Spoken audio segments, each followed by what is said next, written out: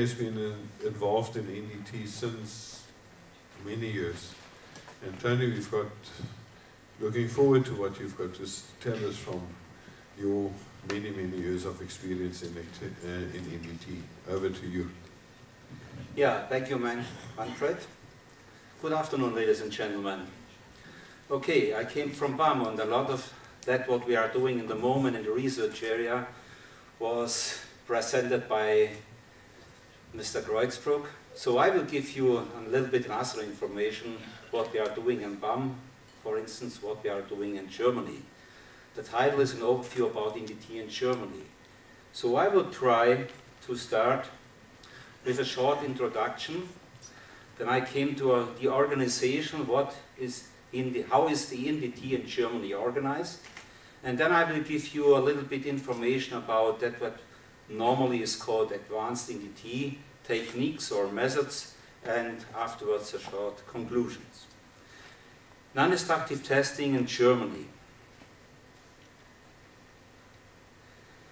Yeah, the application of non-destructive methods in Germany are comparable to other countries. They are using these methods for maybe for the inspection of the quality of components or materials.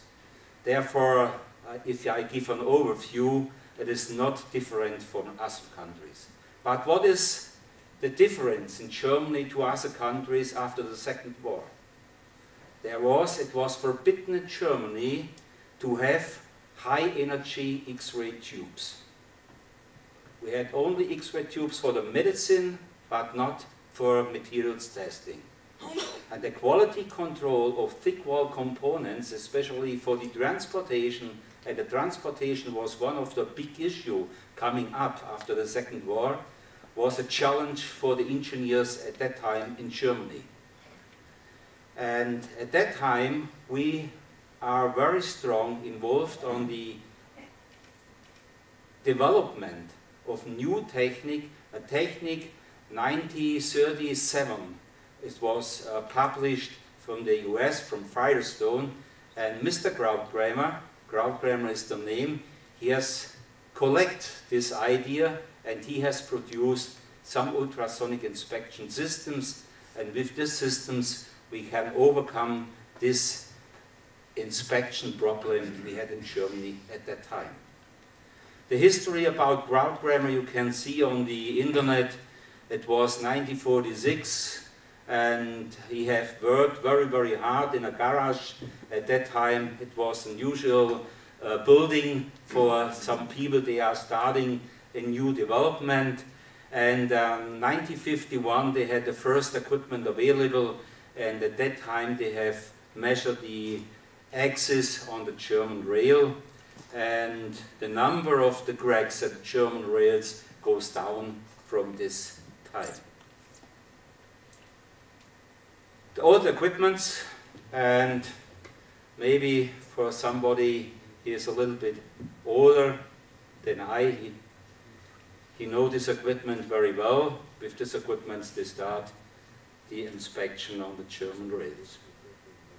What is the organization in Germany?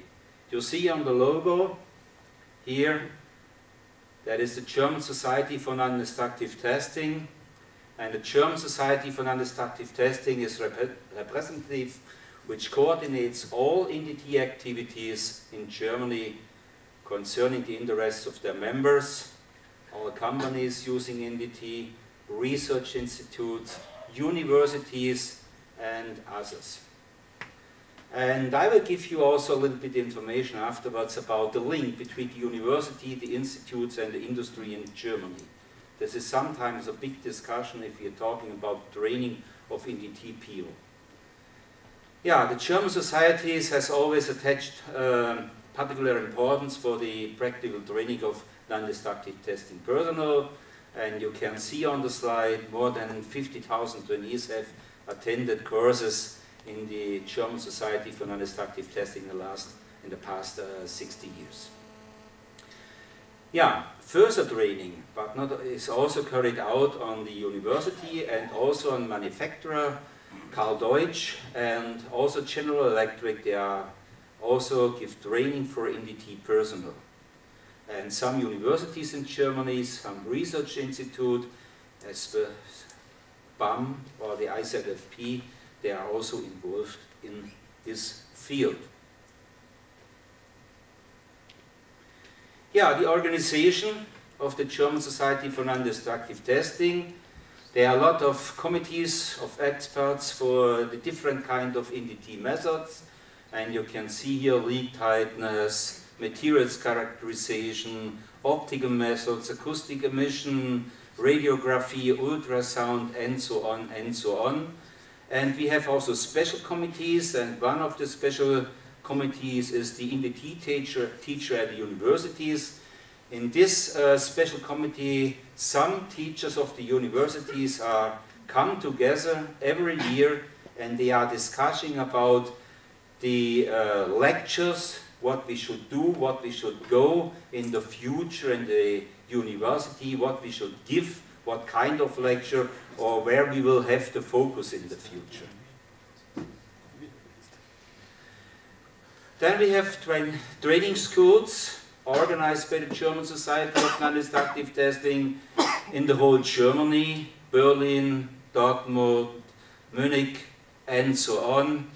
And all in these schools, they are carried out trainings for level 1, level 2, and level 3 personals for the different kind of methods.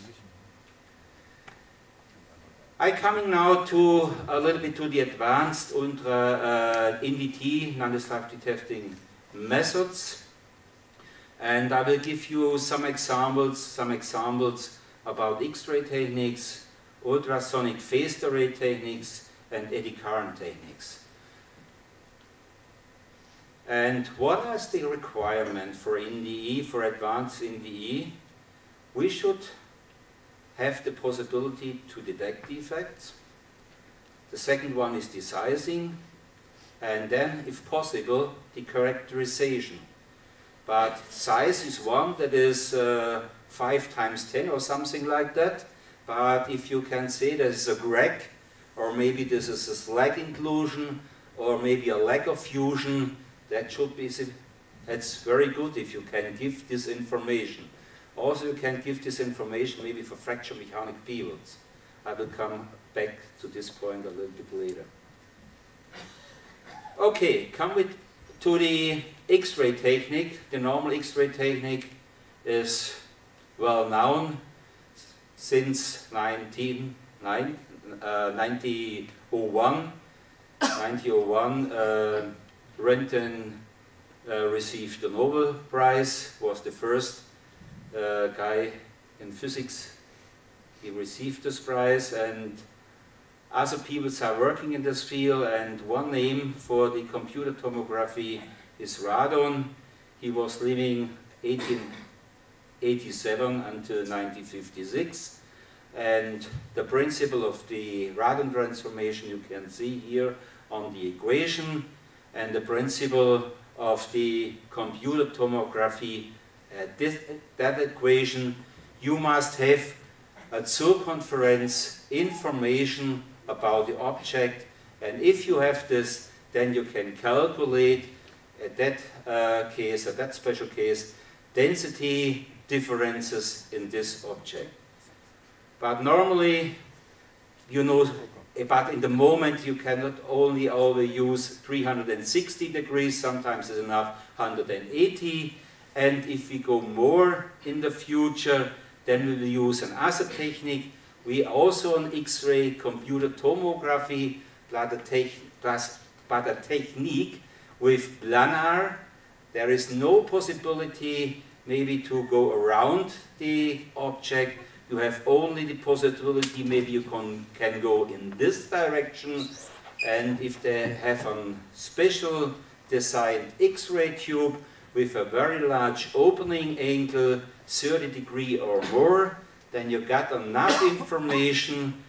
If you scan in this direction and you can reconstruct the information, the principle is the same than by the computer tomography, and afterwards you can also evaluate the different scans here in different areas, and from this information, you can evaluate the depth of the defect and also length extensions and so on.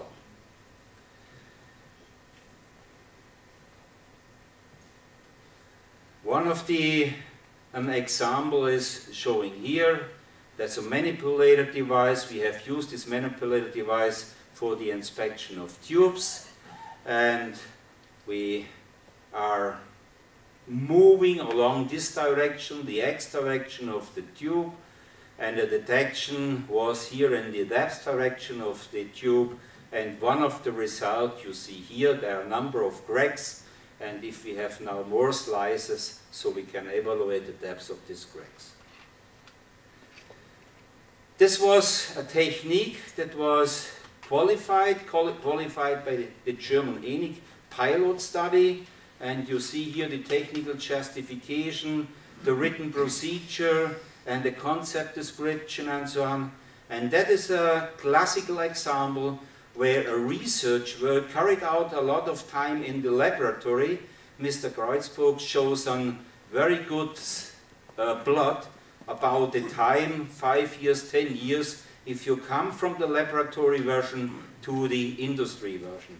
And that is what we have done here. It takes also approximately 10 years. We came from the laboratory work, and then now we are in the industry, and now it's available and can be used in the industry, in the industrial application. A new one, what we are working at the moment, is the so-called high-energy X-ray radiography. This is the first example I show you. It's approximately 2 weeks old, and we have a very big manipulator device. And on this manipulator device, we put here a container. Maybe you use such kind of containers. And the inside of the container, you can see here, there are a lot of electrical devices inside, computer, plotter, and other things. And the X-ray source, for that time, we are using a Betatron 7.5 mega electron volt, and a digital detector on the other side, and we scan here in this direction. The scan velocity at that time was approximately 0.5 millimeter per second. The integration time 1 second per image. The number of scans you see here, and so on and so on. And I can show you the first result. And the first result of the scan you can see here. We have here some electronic part, the boards. We can see the boards inside, and here some mechanical parts of the printer. That's how the first results, and maybe we can use this technique later, maybe not more for the safety, more for the security. If we are looking for cracks, then we are going more in the safety direction. If we are looking for such things, we are going more in the security direction. So what we are doing about ultrasound. Phased array technology is well known. We're starting with the phased array technology in 1979. We had at that time a research program from the German Ministry of Technology, and we have developed an ultrasonic equipment together with our colleagues from the IZFP and Saarbrücken. They have used at that time so-called charge couple devices, the real phased array, but the advantage of this is phased array, you can change the phase, but you must have a burst. And we have used so-called tap delay lines, and with tap delay lines we can steer by the time. So we can use, we must use not bursts, so we can also use pulses normally used in the ultrasonic application. And the phased array technology, you can hear a lot during this conference about total focusing methods, dynamic focusing, full capture, and so on. I will go a little bit another way. You saw also a little bit information about matrix, the application of matrix arrays by the presentation of Mark Kreutzburg. I will go a little bit another way. I will go on that way what we can do with phased array with TOFT or with SAFT. And shaft is required. You must have a really wide opening angle, and that you can normally realize with a small crystal. Small depends on the wavelengths.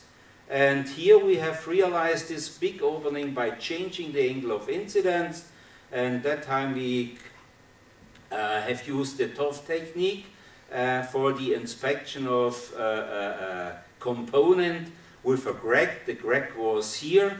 There was detected a crack in this area, but we believe that that's what is a crack. There was an indication, and we have measured the depths here using the TOF technique with phased array probes. And we have one probe was fixed for the illumination of this area, and the other probe was moving in this direction. And the calculation of the crack depths is a little bit complicated, but not really complicated compared with the conventional TOF technique. Here an example of the B-scan for this application. The other one is the SAFT, synthetic aperture focusing technique. Also that is required that you have a big opening angle, and we have also used for that the phased array technique. The calculation function you see here, the integral, you have sum up the information in this area here, and this is done here by this equation. And if you do this reconstruction procedure, then you get the results. This is the same result or the same component than before. We are looking about the defect depths here in this area, and we have here the crack tip indication, and here the indication generated by the corner reflection, and the distance between these both is the defect depths. The application of eddy current techniques. Eddy current for the inspection of cladded components. Normally we are looking about cracks starting from the surface, so-called surface breaking cracks. Cracks maybe if you have two layers between the layers, and cracks beneath, between the cladding and the base metal. 1 minute. Okay, then I must go really fast, and I skip this one and come to the new one. Okay, there is another one for the inspection of tubes, very thin tubes, 1.12 millimeter thick, and we used for this example a so-called X-ray tube, that a lot of coils here in this system, and if you use that, then we have an array, and by the combination of the signal we can calculate the depth extension and also the depth length. And if we have carried out this technique in the practice, we have very, very close work together with fracture mechanic people. We are looking what are the critical defects for this kind of steam generator tubes, and how we can compare these critical defects with the results of our techniques. I gave a presentation some weeks ago about fracture mechanics and this kind of techniques. Yeah, coming to the conclusion, the German Society for Non Destructive Testing is the representative for the most activities concerning NDT in Germany, I told, and advanced NDT methods are used by the industry and are nowadays required in the specification, standards and codes. Such advanced NDT methods with potential of sizing and characterization. I gave you some example about the ultrasonic phased array technique, X-ray computer tomography, as well as eddy current array techniques. Thank you for your attention.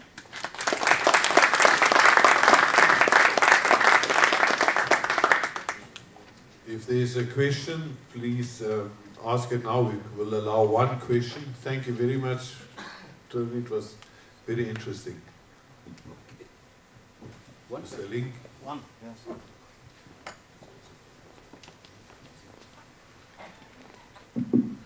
Yeah, Rainer Link. Tony, you have shown the radiograph of this container. Yeah. And I remember sometime 1 year ago when I saw that, or learned that the American government would like to see all containers shipped from exporting ports Yeah. to the United States have to be inspected by not even radiographic inspection, but by computerized tomography. Can you tell something about this point? But there's a different solution. You see, we have seen some wires on the boards inside a container, and here you have only rough information, but they are 20 food containers they have looked, yeah? And you have only information about the big things inside, but not what is in these big things inside. For instance, we cannot look about the boards or something like that, about the mechanical parts of something like that. That's the difference. Is the American government still following this plan? We are the government. Oh, that is. We are following that, but the government, the American. Can you give an information, Uwe? The American government are following this way. This is the so-called HR1 law, which was introduced and is a valid law since 2012. The only problem is nobody is able to make 100% of radiographic inspection yet. Computer tomography is not involved in the law, just radiographic scanning, and well, they did not yet withdraw the law. So the only point is that international harbors silently equip container inspection. Okay, and what is the future? The question was about the future. The future will be that companies will come up with machines to inspect, and politically people will try to find compromises. Okay, that's a good answer. Okay. Thank you very much. Thank you.